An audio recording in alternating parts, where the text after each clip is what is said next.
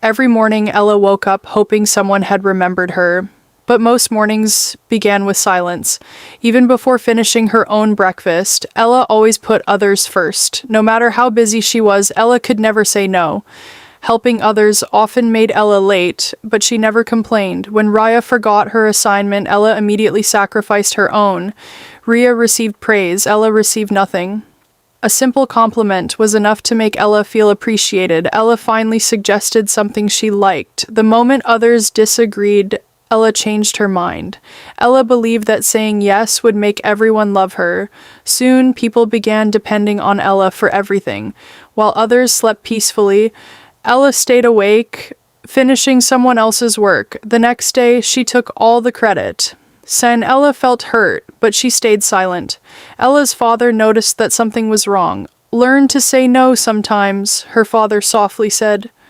"If I say no, people won't like me," Ella replied. Hearing this, her father became deeply concerned. Festival season arrived, bringing even more responsibilities. Because Ella never refused, everyone gave their work to her. Soon Ella found herself doing almost everything alone. In helping everyone else, Ella slowly abandoned the things she loved. Finally, festival day arrived. The event was a huge success. Everyone was thanked, except the person who had done most of the work. Ella applauded everyone else while quietly hiding her own pain. Later that evening, Raya proudly shared pictures from the event. Ella searched every photo, but her name wasn't mentioned even once. She stayed awake all night, hoping someone would appreciate her efforts. But no message ever came.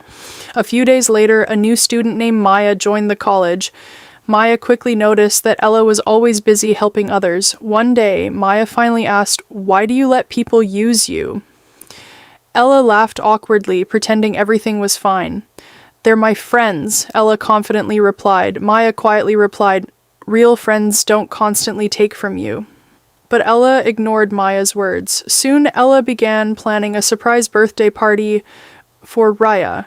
She spent nearly all her savings to make the day special. The party turned out to be perfect. Once again, Ria thanked everyone publicly except Ella. Later, Ella jokingly reminded Ria about it. "You enjoy doing these things anyway," Ria casually replied.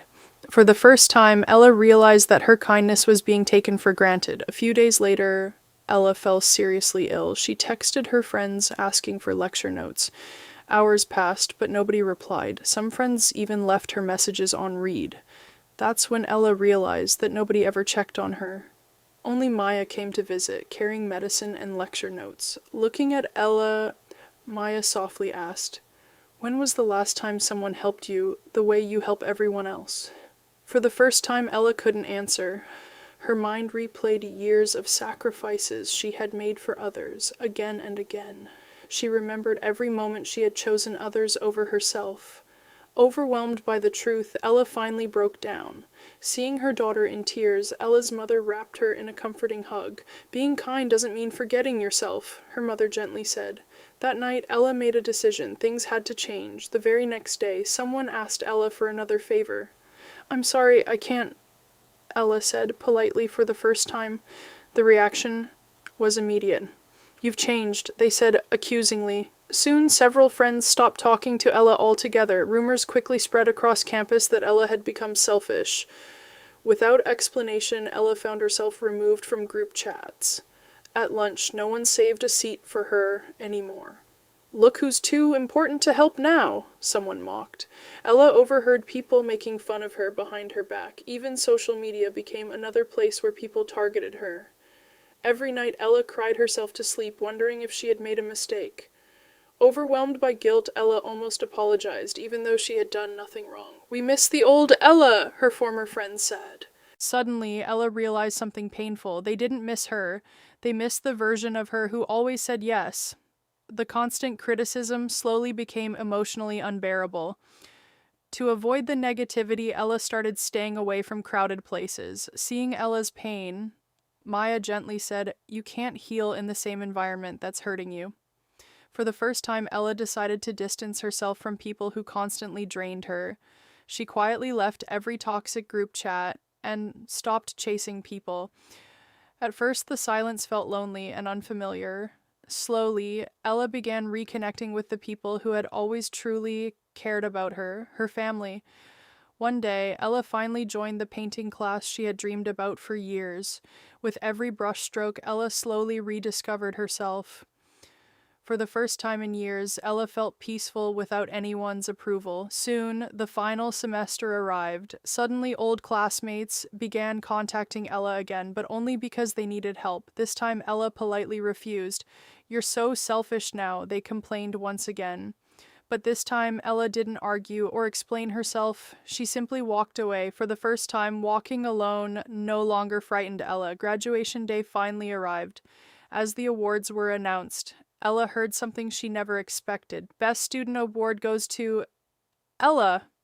The entire hall erupted in applause. Standing on stage, Ella looked at the crowd and took a deep breath. "For years, I believed that saying yes to everyone would make people love me," Ella began. "I spent years sacrificing my happiness because I was afraid of being disliked. But I learned something important, Wadiru. People who only love your sacrifices don't truly love you." The entire auditorium fell silent. After the ceremony, some former friends tried to reconnect with Ella. Ella smiled politely, but she no longer chased people who had once abandoned her. Ella walked away alone, but for the first time in her life, she didn't feel lonely. She had finally found the one person she never wanted to lose again, herself. Moral: you don't need everyone's approval to be valuable. Sometimes, losing everyone is the first step toward finding yourself.